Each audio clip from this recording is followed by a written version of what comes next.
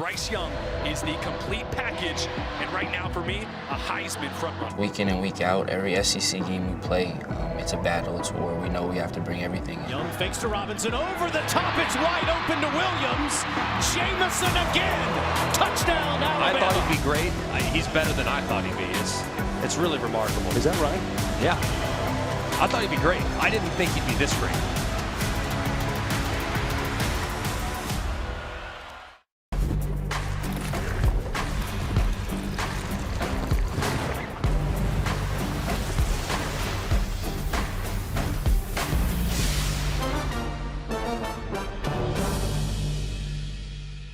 The college football season is winding down, which of course means that the Heisman race is heating up. We're going to talk a little bit about it. Welcome to the Heisman Show, presented by Nissan, premier partner of the Heisman Trophy. Christine Williamson and Skubie Mageza going to talk to you a little bit about this Heisman situation. And I always forget after watching that how young Bryce Young is, like the baby face. And the kid is an absolute Bryce Young baller. is. I see what you did right there. Yeah, I know. Bryce he's Young, balling like, out of control, honestly. Yeah. And it's good to see because he had a tough game. Right. This week. Okay, let's talk about that because rivalry week did not disappoint in any way. I mean, we saw a lot of really good games. A lot of games I feel like we didn't expect to be that good, especially the one that Bryce Young played in versus Auburn. So when you look at all of our Heisman favorites, we got 5 guys, only 1 loss, C.J. Stroud, after that epic game the week before. So what are you feeling about this so far?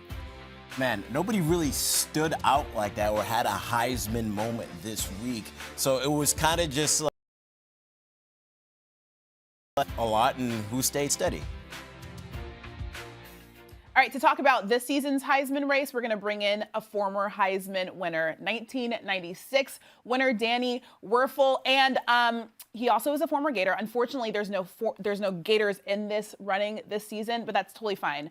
I want to ask you, because obviously this is a very coveted award. What is it like going to the Heisman ceremony and then, of course, winning the whole thing? Well, thank you. I know there's no Heisman winners in this race. I'm not sure there's any Gator fans in this conversation either. So I just wanted to bring that out. Man, I tell you, it's like a blur. I remember it so well, but it also happened so fast. You know, you're in the middle of your season, you're finishing one game, you're getting ready for the bowl game, and then you go on these trips for the different awards. And being in New York, unbelievable experience. And then to hear your name called, to be there with your family. One of my favorite moments was afterwards in the little lounge, the lady playing the piano and singing, she left for a break, and my mom and I got up, and George Rogers and me and my mom sang Lean on Me. Just great memories. What a beautiful time. Yeah, that sounds that's amazing. So there's a lot of guys that are, kind of racing for this Heisman. And this whole entire season has been kind of up in the air when it comes to the Heisman race. But one guy has been at the top of the conversation for the majority of the season, and that is Alabama quarterback Bryce Young. He has 40 touchdowns this season, only 3 interceptions. He plays for one of the best teams in college football, obviously, Alabama. And, he's kind of been at the head of this race the whole entire time. So what do you feel about his chances in winning the Heisman this year? Well, I think at this point, you've got to think of him as the front runner. I mean, you've got a lot of guys that have had great seasons, but sort of when that moment has come, many of the other candidates that we'll talk about haven't really delivered in the key moments. And, it looked like he was perhaps not going to deliver this last weekend against Auburn, but then just an incredible drive at the end, just picture perfect poise, ends up getting the big win. So I think he's the front runner. Clearly, if they get a win against Georgia, I think it's a lock. I think if he plays well against Georgia, he's still going to be the favorite. But if he goes out there and that Georgia defense is tough, if they shut him down for the whole game, that really opens this race back up, in my opinion. Yeah, and now about another guy where I think if he would have won this weekend, maybe we would be having a different discussion about who's the favorite. But C.J. Stroud, I mean, he leads the FBS in QBR, 4 games with 5 passing touchdowns and 0 interceptions. That's absolutely insane. His stats are just off the charts. But in terms of Heisman, where do you see him being? Because Christina's brought up multiple times that he's a great player, but he's probably not the best player on his team. Well, it is interesting when you think about the criteria for the trophy, and and how that unfolds. But he's had an incredible year. The things that he's done consistently have been great. He had 2 weeks ago just this huge game, which then I think elevated him to, oh my goodness, we got a big race here. But then he ran into a team with Michigan that really kind of put the brakes on some of that. So I think he's going to be right up there. Unfortunately, he's not. I don't think he has any other opportunities to be on a stage like some of these other guys do in this weekend. So I think he's going to be really high up there. I think it'll be tough to outseat Bryce at this point, but you never know. Yeah. You mentioned that C.J. Stroud, that Michigan put the brakes on him. There's a guy that just ran all through Michigan, and Kenneth Walker III. He's the number 2 rusher in the entire country. And that, honestly, that game was his Heisman moment. What do you feel about his chances of winning the Heisman? Yeah, well, he's had the year as a running back. He's done some amazing things, big games and big times, and so that was huge. Again, I think, unfortunately, when his name was at the spike of the enthusiasm, that's when he had the game where he didn't do as well, and so I think that kind of weighs on a lot of voters' minds as well. But I think if you look at his body of work and you're a fan of running backs, you got to have him up there. When you think about Heisman winners, you also got to win your games. And one guy that's winning the games at a historic rate for their program is Kenny Pickett. Pitt is having a season unlike any other thanks to the way that he's playing. 40 passing touchdowns, that's second in the country, and he's 6th nationally in passing yards. Where do you see him in this Heisman race? Because he's also really jumped his draft stock to a whole new level. Yeah, I think he's going to be a happy guy regardless of how the Heisman thing ends up. But he's really been electric. He's played great. And again, I think what he has going for him right now is, one, we're talking about him, but he has another game. He's got a conference game coming up, and I think that gives him the chance to really make another mark in the voters, and a good chance his statistics will even really be even more impressive if you can imagine that at this point. So he's going to have a bright future, and I'm sure he'll be in New York and have a great experience. Whether he gets the hardware or not, we'll see. So another guy that is hoping to be in New York, that is Ole Miss quarterback Matt Corral. And he's one of my favorite players. I put him at my number 2 the first week, number 3 the second week. He actually has more total offensive yards than both Stroud and Young. So that's something to hang his hat on. Do you feel like he has a chance in this Heisman race? Well, first of all, I'm a little bittersweetish about Matt Corral, because the time I met him, he was on a recruiting trip to Florida. And at the time, I think he had committed. And then now he goes on, and the list of quarterbacks that have once been at Florida that have gone elsewhere and done great is disturbing. But what a great year for him and Lane Kiffin at Ole Miss. He's just an electric player. He's smart. He's accurate. Great arm. Great moving quarterback. When you look at what he's done there at Ole Miss is unbelievable. So I definitely think he should be in the running. Again, where's the electric moment? There's no more electric moments to come. So even though it's an incredible body of work, and he deserves, all these guys. I mean, it's really, you're talking about amazing athletes that are doing amazing things. They all should be commended. But unfortunately, there's only one trophy, and I think it'd be a hard road at this point for Matt to win it. All right, so we talked about those guys, but there's also somebody else from this weekend whose stock is completely rising. I mean, even Vegas knows the deal. They got him in the top 3 for voting. Aidan Hutchinson.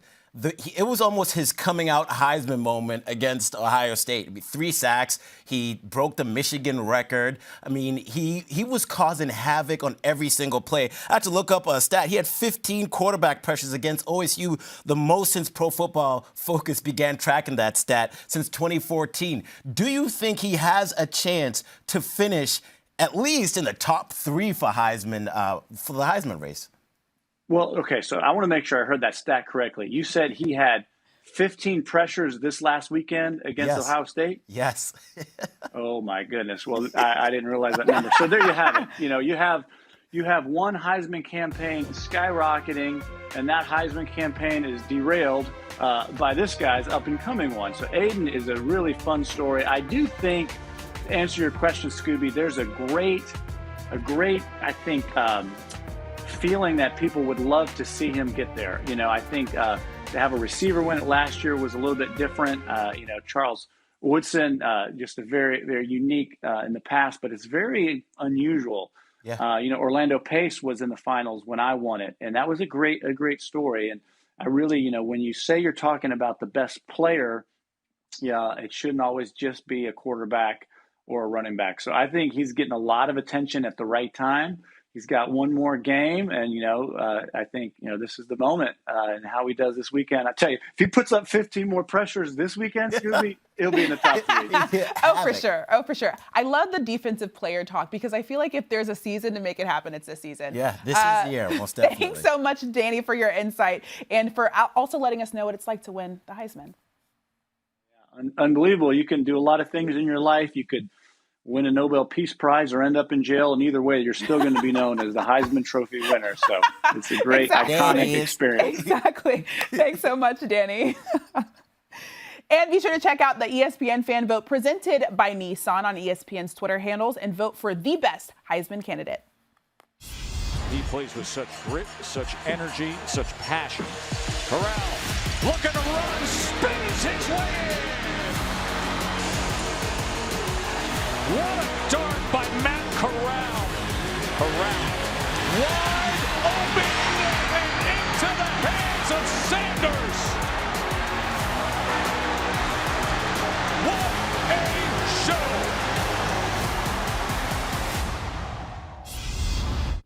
Oh, that was so good. And what's even gooder is the fact that we now have Ole Miss quarterback Matt Corral joining us. Thanks so much for joining us. And we're not going to keep you long because I know you're about to go to dinner. But I want to ask you about you have a brand and it's called Manifest and Conquer. I think I understand the vibe, but can you explain what the vibe is and why that came about? Honestly, it was just for, influencing people who are in the same position I'm in, right? So, the ones who have the potential but are, misguided or, just things aren't looking out for them, looking like it's going the right way for them. And, like 2 years ago, if you were to tell me that I'm being in this position I am right now, I wouldn't believe you, So it's really just all about believing in yourself and having that, that self-belief that, anything is possible and understanding that you can't do it alone. You need God, family, your friends. It takes a village to raise into a young man. So it's really just influencing people that were just in the same shoes I'm in. Oh, I love that so much. And I don't know if you're on TikTok, but there's like a side of TikTok where they like do a lot of the manifesting and stuff like that. Yeah. You would love it. It would be great. You should look into it. Let's talk about Ole Miss's season this year, because obviously you guys had the first 10-win season in Ole Miss history, and you were clearly a big, huge part of that. I know this is going to be your last season, but what does that mean for this program and the future of this program?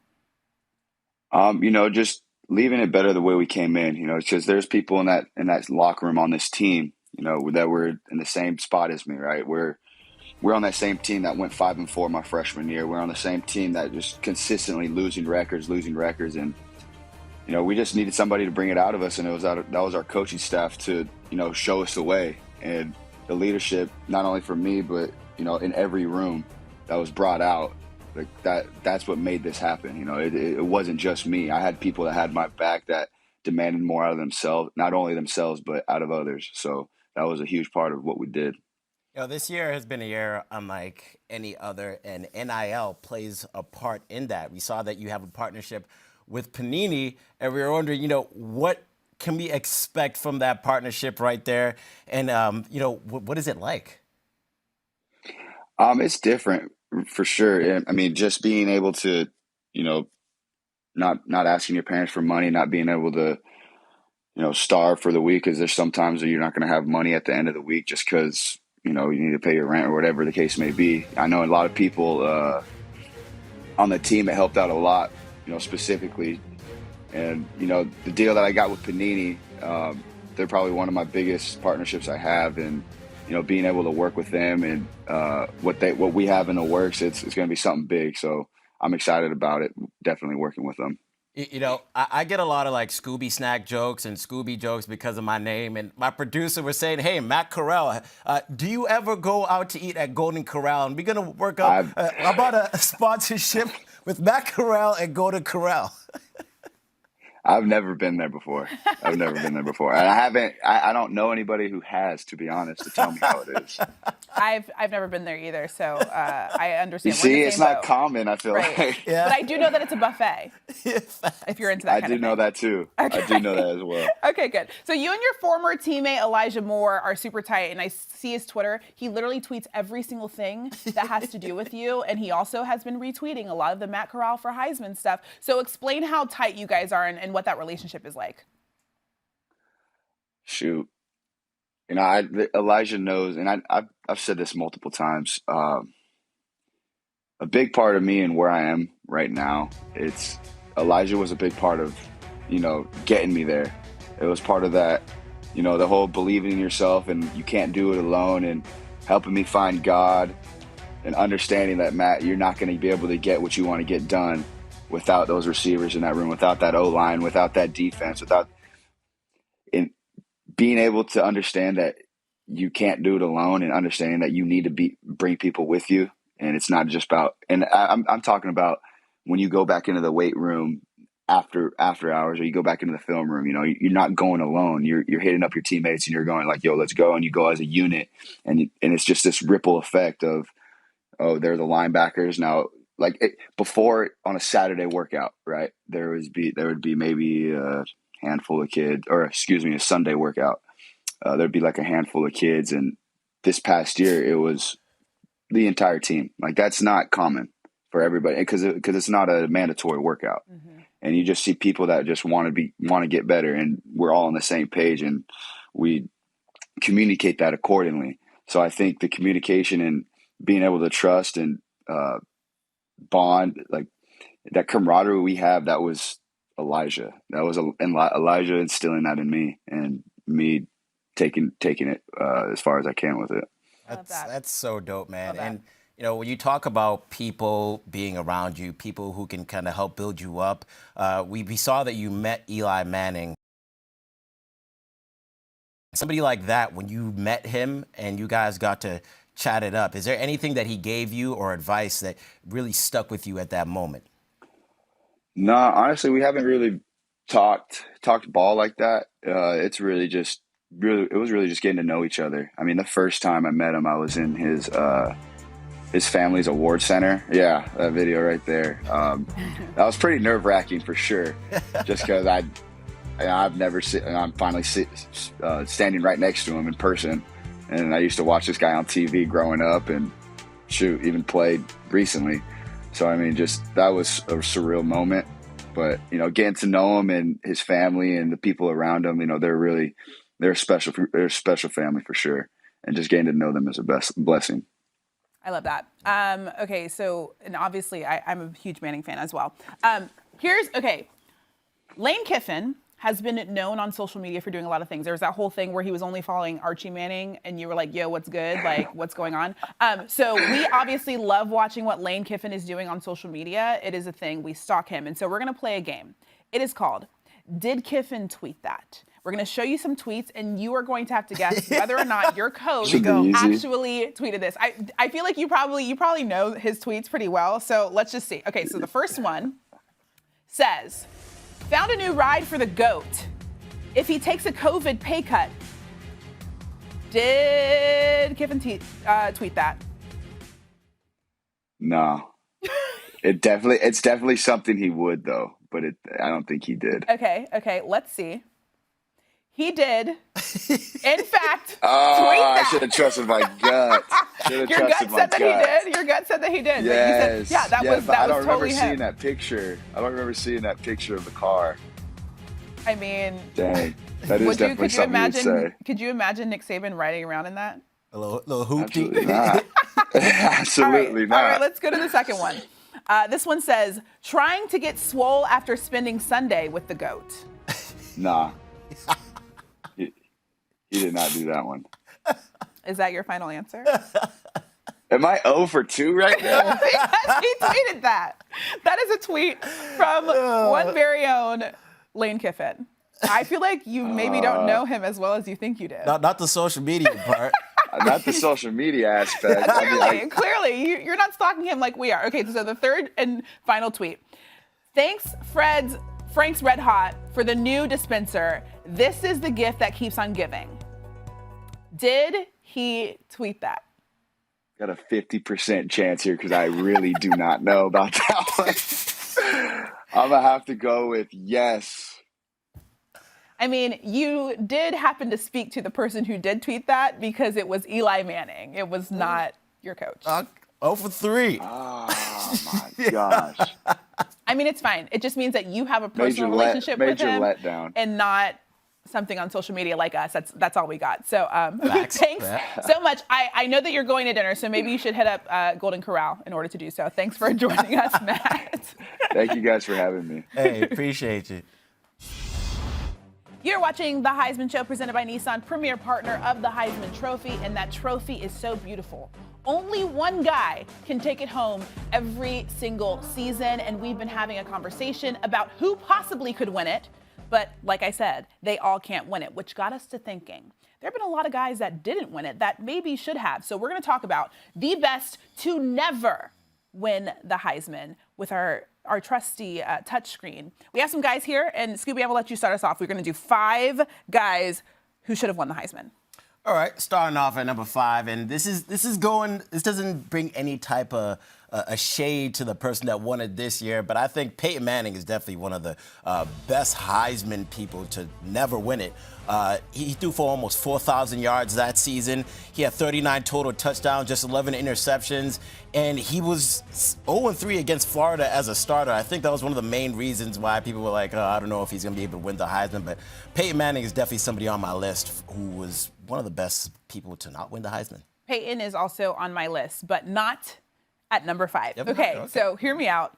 I am putting this guy at number 5. Now, when I was doing this, I was more like, who should have won the Heisman? I wasn't really thinking about ordering them all, but this guy should have won the Heisman, and that is Tua Tagovailoa. I'm putting him at number 5. Here's why. Tua would have won the Heisman in 2018, and here's the question, the biggest question that I have. If Tua was not injured, would he have lost the Heisman to Kyler Murray? And I think that's the biggest question. Kyler Murray, obviously, he had that Big 12 championship. He really stood out in that one. But Tua, in the history of the Heisman, earned the most ever points by a runner-up. So, in my mind, that means that if Tua hadn't been injured in that season, he probably would have won the Heisman that year. I agree. That's a great point. All right, number 4, who you got? At number 4, it seems like I'm the historian today, yes, so I'm going to go with Marshall Faulk. Going all the way back. That says it all. The guy had 2,174 total yards, and he had 24 total touchdowns during his junior season, and he was definitely one of the best players in the entire country. Marshall Faulk was a dual threat, and his Hall of Fame career definitely showed us why he should have been one of those Heisman winners.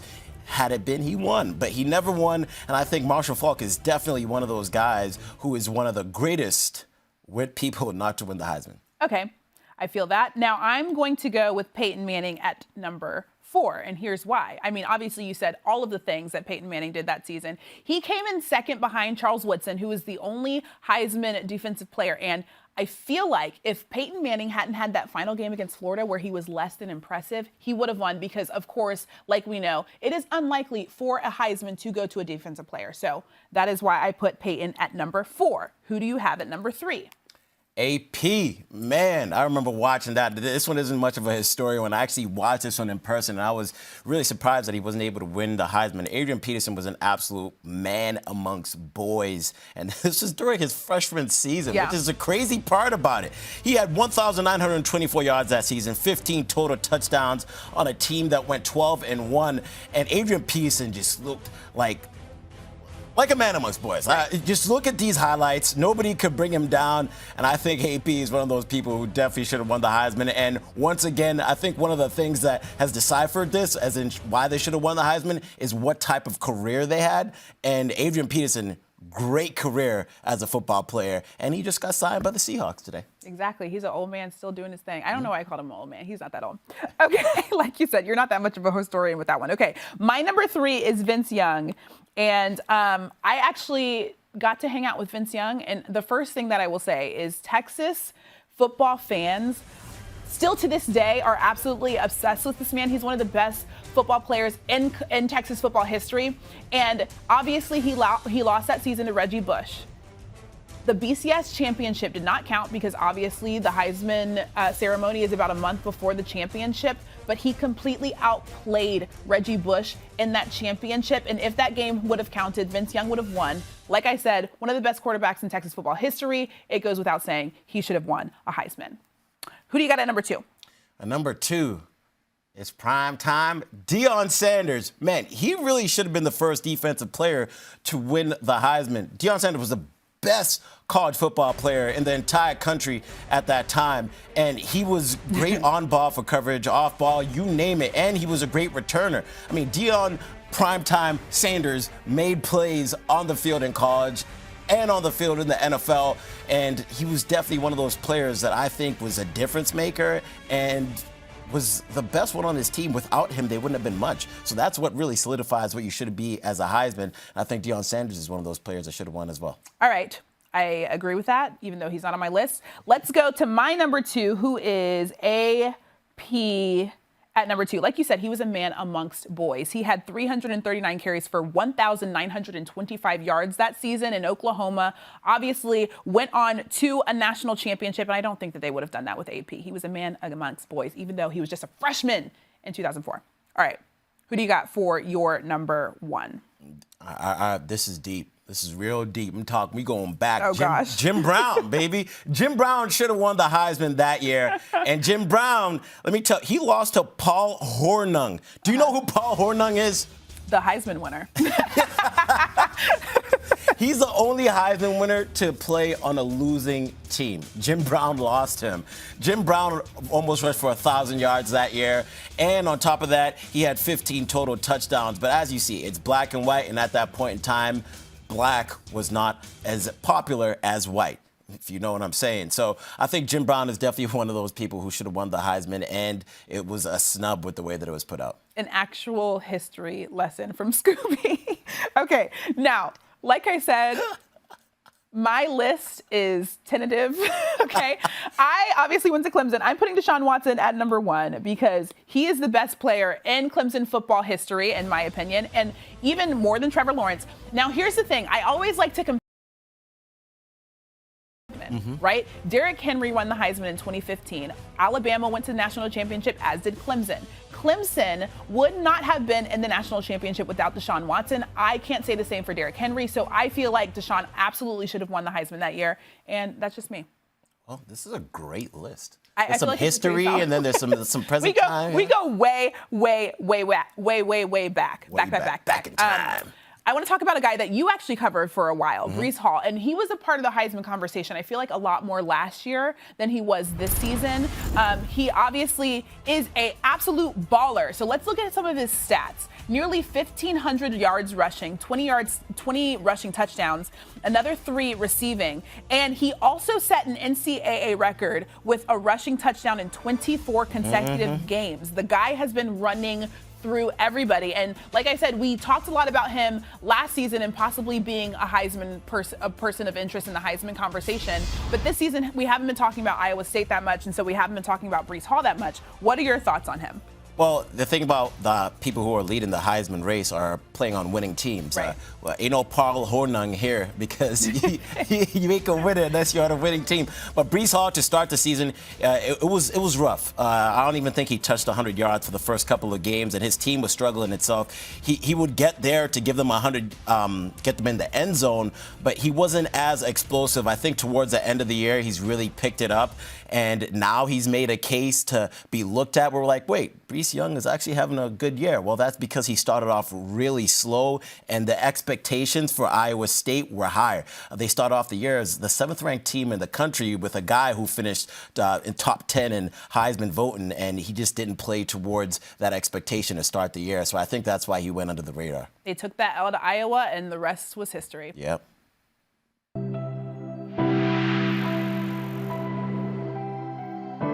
Cancer can take away all my physical abilities. It cannot touch my mind, it cannot touch my heart, and it cannot touch my soul.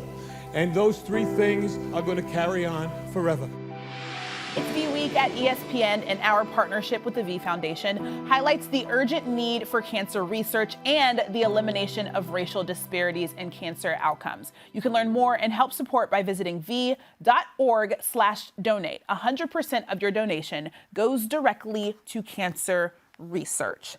And that is all that we have for you guys today. The next time you will see us will be on December 11th as we preview the Heisman ceremony that will be on ESPN. Until next time, thank you for watching the Heisman Show, presented by Nissan, premier partner of the Heisman Trophy. We will see you on December 11th.